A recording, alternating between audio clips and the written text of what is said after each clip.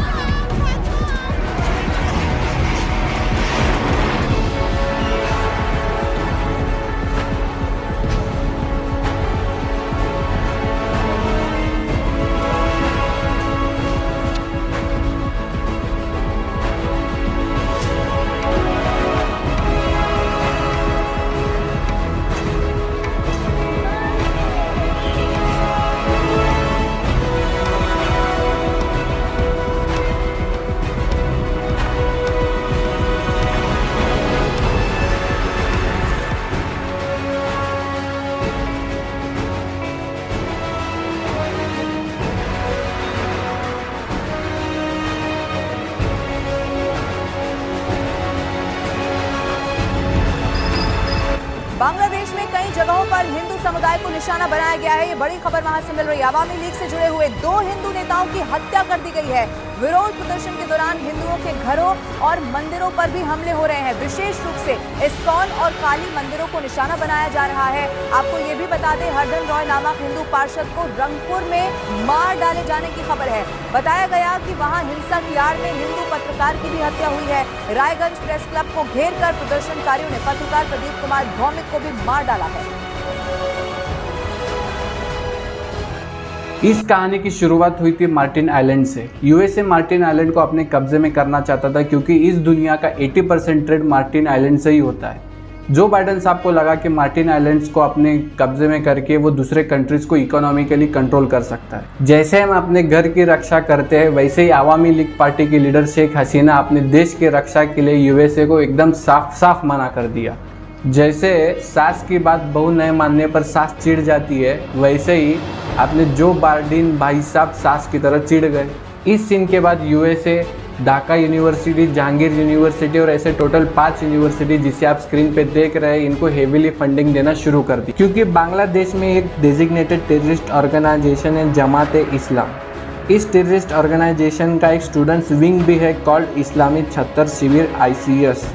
यही प्रोटेस्ट का मास्टरमाइंड है। यही ICS विंग स्टूडेंट्स को भटकाता है, उनको भड़काता है और सरकार से 30% सीट जो सरकार रिजर्व रखती है उन स्टूडेंट्स के लिए जिनके पूर्वज 1971 बांग्लादेश इंडिपेंडेंट वार में अपनी जान गंवा देते हैं, उस रिजर्वेशन को हटाने की मांग करता है। छात्र नेता नूरुल इस्लाम। बिस्मिल्लाहिर्रहमानिर्रहीम। বাংলাদেশ ইসলামী ছাত্র শিবির ঢাকা মহানগর শাখার উদ্যোগে আয়োজিত ছাত্রলীগের সন্ত্রাসী বাহিনী কর্তৃক সাধারণ শিক্ষার্থীদের উপর বর্বরচিত হামলার প্রতিবাদে বাংলাদেশের সবচেয়ে বড় সন্ত্রাসী সংগঠন হলো ছাত্রলীগ। ये मुद्दा फिर कोर्ट जाता है और कोर्ट का वर्डिक्ट आता है कि 30% रिजर्वेशन सीट्स को कंटिन्यू किया जाएगा। इस वर्डिक्ट से प्रोटेस्टर खुश नहीं थे और प्रोटेस्ट जारी रहा। आवामी लीग पार्टी के लीडर शेख हसीना ने अपने एक इंटरव्यू में कहा, देश के लिए जान देने वाले लोगों के बच्चों को सीट्स ना दे तो किसे दे? रजाकर्स को। बेसिकली रजाकर्स का मतलब होता है टेररिस्ट। बेसिकली इसका मतलब बस इतना ही है, जो लोग पाकिस्तान के साथ मिलकर बांग्लादेश इंडिपेंडेंस के खिलाफ लड़ रहे थे, बांग्लादेश को इंडिपेंडेंट होने से रोक रहे थे। बेसिकली इतना ही है। कुल मिला के रजाकर्स का मतलब एंटी नेशनलिस्ट। इस बात को इस्लामी छत्तर शिविर के स्टूडेंट्स विंग ने इस तरह मैनिपुलेट किया, इस तरह रॉन्ग वे में स्टूडेंट्स को नरेट किया कि स्टूडेंट्स ने रातों रात एंटी गवर्नमेंट एजेंडा प्रोटेस्ट शुरू कर दिया। रातों रात एंटी गवर्नमेंट नैरेटिव ट्रेंड हो गया। जब गवर्नमेंट फिर भी इस पर रिएक्शन नहीं दे रही थी तो प्रोटेस्ट को वायलेंस में कन्वर्ट करवा दिया ताकि बलि के बकरे की तरह कुछ लोग मर जाए जब गवर्नमेंट इस पर रिएक्शन देगी। और वैसे ही हुआ भी। प्रोटेस्ट वायलेंस में कन्वर्ट होने के बाद 6 लोगों की जान चली गई। इस घटना को ICS as a fuel use करके प्रोटेस्ट का रुख बांग्लादेश हिंदूज़ की ओर मोड़ देता है।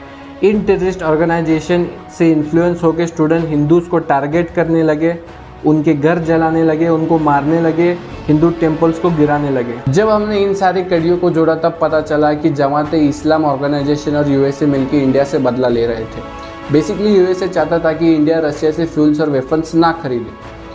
फिर भी इंडिया ने रशिया से फ्यूल्स और वेपन खरीदे क्योंकि ये इंडिया में BJP पार्टी जो है, जो इंडिया के हित में है, जो इंडिया के लिए सही है, उस चीज़ पे काम करती है। और BJP पार्टी हिंदू आइडियोलॉजी पे भी काम करती है।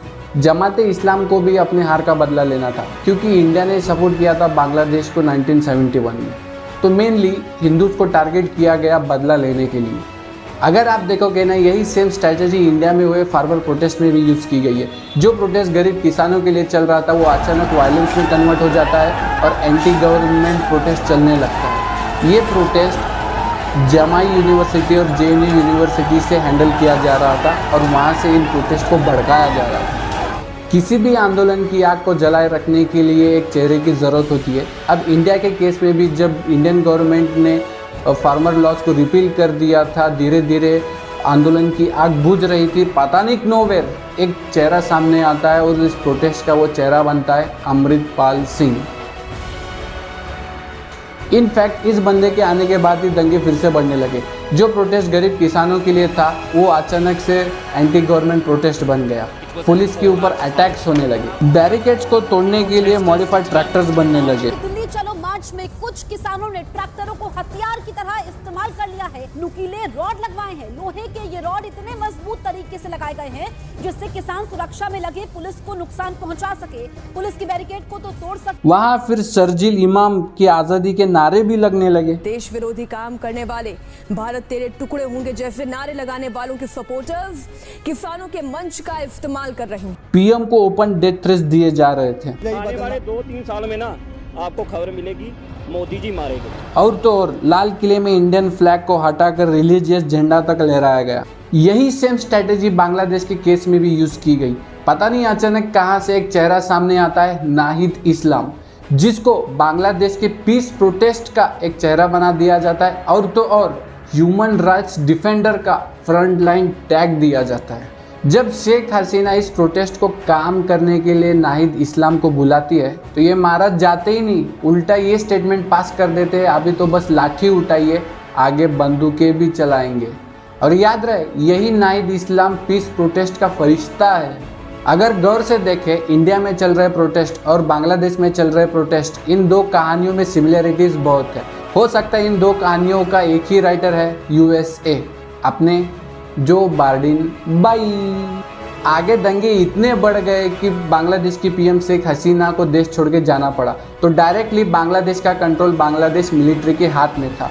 तब अपने पीस के फरिश्ते नाहिद इस्लाम मिलिट्री से बात करते हैं और इस कहानी में एक और हीरो की एंट्री होती है, मोहम्मद यूनुस, जो बांग्लादेश को शेख हसीना की तानाशाह से आज़ाद करेंगे। जब हमने मोहम्मद यूनुस के बैकग्राउंड पे थोड़ा रिसर्च किया तब हमको पता चला मोहम्मद यूनुस को नोबेल पीस प्राइज़ और प्रेसिडेंटल मेडल ऑफ फ्रीडम मिला है। किससे मिला है? USA से मिला है। अब ये मोहम्मद यूनुस बांग्लादेश नेशनल पार्टी से मिलकर एक पपेट गवर्नमेंट बना रही है। तब क्लिक हुआ, USA अपनी पकड़ बना रहा है बांग्लादेश के ऊपर, बांग्लादेश नेशनल पार्टी के साथ मिलकर और मोहम्मद यूनुस को चेहरा बनाकर। तो ये जो गवर्नमेंट अब बनने वाली है वो बेसिकली USA की पपेट गवर्नमेंट बनेगी। शर्म करना चाहिए ऐसे लोगों को जो इन्फ्लुएंस में आके कुछ परसेंटेज के लिए, कुछ पैसों के लिए, कुछ पावर के लिए अपने देश को बेच रहे हैं। USA जो अपने आप को पीस का देवता बताता है, वो बेसिकली चाहता है कि सभी देश झुक के उसे सलाम करें। क्या बांग्लादेश के स्टूडेंट्स ने सही किया या गलत? कमेंट्स में ज़रूर बताएं। वीडियो को लाइक करें, चैनल को सब्सक्राइब करना ना भूलें। तब तक के लिए जय हिंद, जय भारत।